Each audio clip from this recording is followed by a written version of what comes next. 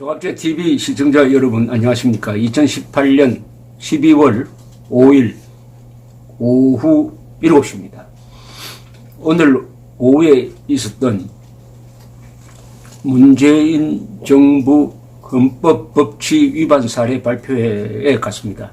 심재철 자유한국당 의원 그리고 자유민주연구원이 공동 주최를 했는데 여기에 안보 정책을 분석한 박정희 전 일군사령관 육군대장입니다. 이분은 문재인 정부의 안보 정책을 이런 용어로서 정리를 했습니다. 탈미, 미국에서 벗어난다는 뜻이죠. 통북, 북한과는 통하고, 친중, 중국과 친하고, 그리고 반일이라고 했습니다. 탈미, 통북, 친중, 그리고 반일. 쉽게 정리하면은 북한 노동당 정권과 중국 공산당 정권과는 통하거나 친하게 지내고 미국으로부터는 벗어나고 일본에는 반대한다 하는 게 문재인 정부의 국방 정책이랍니다. 아주 잘 정리된 용어입니다. 근데 이렇게 되면 대한민국이 생존할 수 있을까요? 대한민국이 생존하려면은 자유를 소중하게 여기는 나라와 손을 잡아야 되는 거 아니겠습니까? 자유, 인권, 법치. 이게 세계의 보편적 가치입니다. 그런데 일본, 미국은 자유, 인권, 법치를 소중하게 여기고 중국과 북한은 자유, 인권을, 법치를 무시하는 체제입니다. 대한민국은 자유, 인권, 법치를 누려야 번영할 수 있고 생존할 수 있는 나라입니다. 그러면 문재인 정권의 안보 정책은 국민들의 행복이나 자유나 안전을 보호하는 게 아니라 해치는 방향의 지금 국방 외교를 하고 있다. 이렇게 보여지는 거죠. 국방 외교를 하고 있다.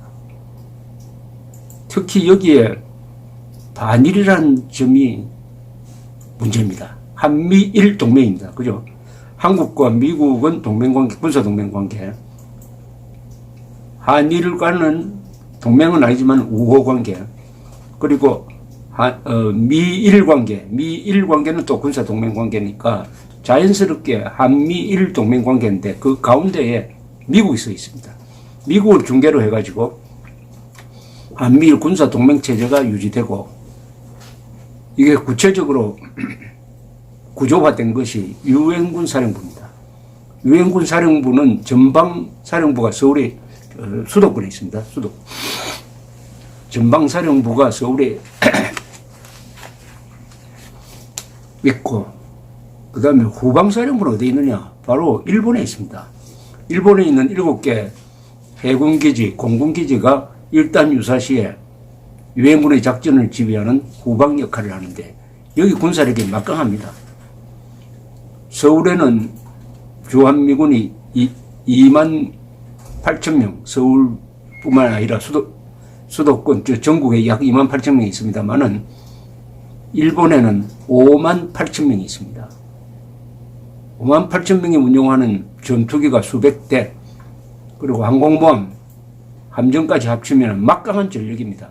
바로 일본에 기지를 둔 미국의 해공군력이 북한과 중국을 견제하고 있는 것입니다. 그렇다면 우리가 반일을 안보정책으로 삼으면 큰일 나죠. 반일로 끝나겠습니까? 필연적으로 미국과 멀어지게 되는 거죠. 그러니까 미국과 탈미하고 일본에는 반미한다? 그럼 이 정책을 가르는 기본적인 가치관이 뭐죠? 자유, 평화, 행복, 법치, 인권 이런 걸 기준으로 하면 절대 이룰 수는 없습니다.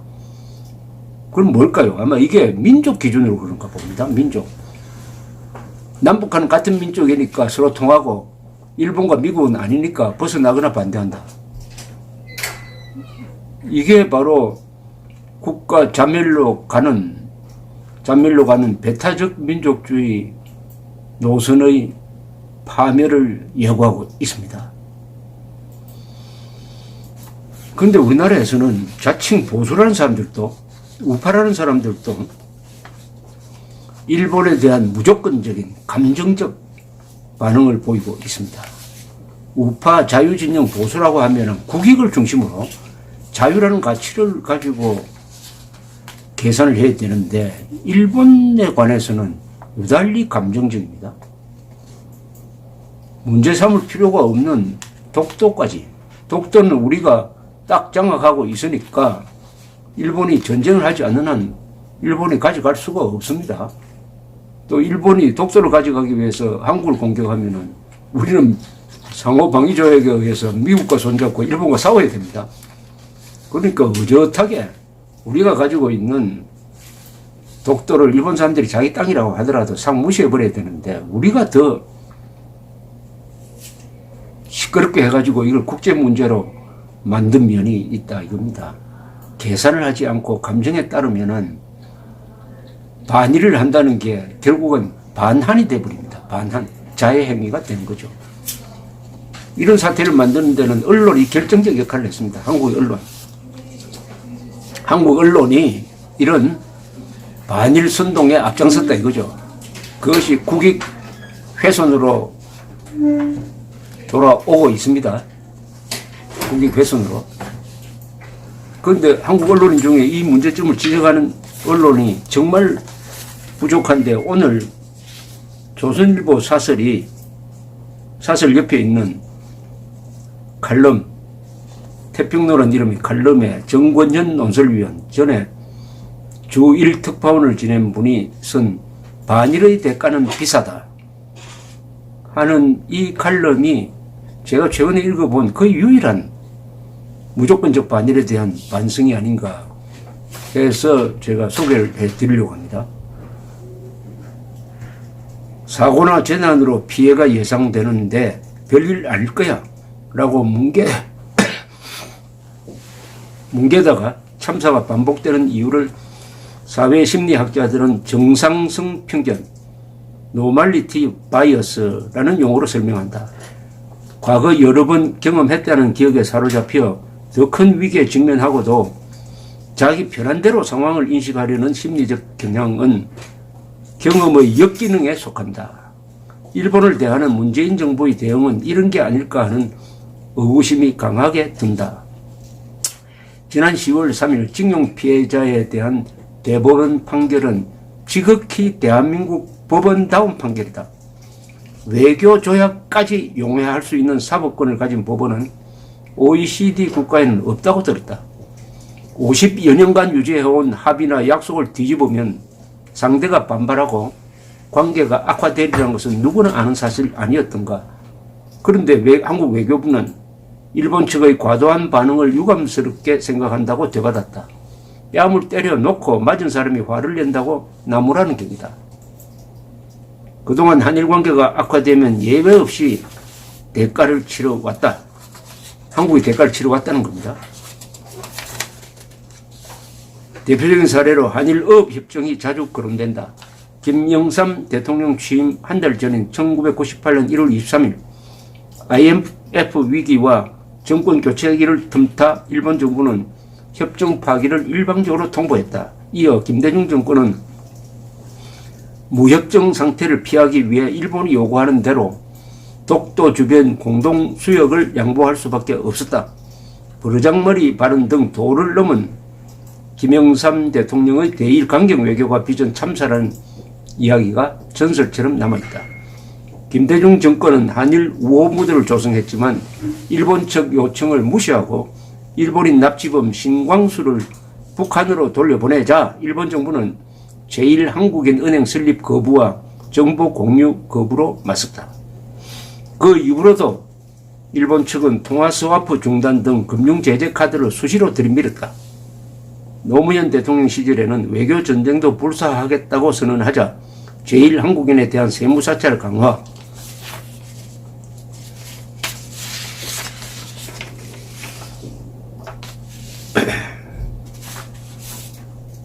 유학생 연수 지원 중단 같은 조치가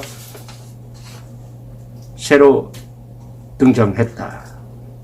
지금 일본 여론은 더 이상 나빠질 수 없을 정도다. 징용 판결에 이어 위안부 문제 해결을 위해 출범한 화해치유재단의 해산까지 이루어져 최악의 한일 관계는 더 깊은 나락으로 빠져들고 있다. 한국은 국가 형태를 갖추지 못했다는 극언이 나오고 한국과 마주 앉기 싫다며 한일 의원연맹을 탈퇴한 의원도 있다. 안보 군사 정보를 차단하자는 목소리가 있는가 하면 비자 면제 조치 폐지 같은 카드도 꺼내 보인다. 눈에 보이지 않는 규제와 지원 중단은 이미 시작되었다. 분명한 사실은 시간이 갈수록 더 나빠질 것이라는 점이다. 과거사 피로 정후군과 중국 경사론 등 실망이 겹쳐 한국을 멀리하자는 분위기 속에서 일본이 먼저 각종 협정 폐기에 나선다고 해도 이상하지 않을 정도다. 우리 정부의 외교 책임자들은 일본은 있어도 괜찮고 없어도 크게 불편하지 않는 나라점으로 대접한다. 대법원 첫 판결 후 침묵을 지켜온 문재인 대통령은 지난 1일 처음으로 한일 관계의 미래지향을 강조하면서 과거사 문제는 별도라고 못을 박았다. 이낙연 총리는 관계부처 및 전문가들과 논의해 대응 방안을 내놓겠다고 했으나 한 달이 지나도록 강관무소식이다. 한일 관계야 늘 그렇지 뭐 미국이 양국 간 조정에 나서주겠지. 한국 외교부 관리들의 속내를 들어보면은 과거 패턴대로 시간이 지나면 해결될 것이라는 정상성 편견에 사로잡혀 있다. 국제무대에서 지금까지 한국을 지지하는 입장을 취해온 일본이 태도를 바꿀 때 한국의 외교력이 얼마나 대단한지 미천이 금방 드러날 것이다. 한국이 뭘 믿고 일본에 대해서 이렇게 무리하게